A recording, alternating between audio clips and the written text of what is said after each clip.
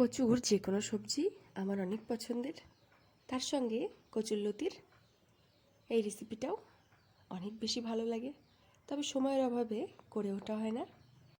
আজকে কচুরলতির একটা অন্যরকম রেসিপি শেয়ার করছি। এর জন্য প্রথমেই লতিগুলোকে খুব ভালো করে ছাড়িয়ে নিয়েছি, আর এখানে নিয়েছি পেঁয়াজ কুচি আর আদা, রসুন, কাঁচা লঙ্কা আর জিরে বাটা, এগুলোকে একসঙ্গেই বেটে নিয়েছি। এরপর দিয়ে দিচ্ছি সামান্য হলুদ আর পরিমাণ মতো লবণ। এরপর সমস্ত উপকরণগুলোকে খুব ভালো করে মেখে নেব, আর দিয়ে দিচ্ছি কিছুটা সরষের তেল। এরপর সমস্ত উপকরণগুলোকে খুব ভালো করে মেখে নেব।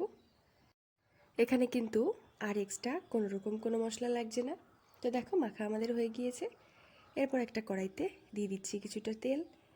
তোমরা এখানে যে কোনো তেল ইউজ করতে পারো, তবে আমি সাদা তেল ব্যবহার করেছি। এরপর তেলটা একটু গরম হয়ে গেলে তাতে দিয়ে দিচ্ছি আগে থেকে মেখে রাখা কচুরলতিগুলো। এগুলো চারিদিকে খুব বেশি ছড়িয়ে দেওয়ার দরকার নেই, আমি একটা জায়গায় দিয়ে দিয়েছি।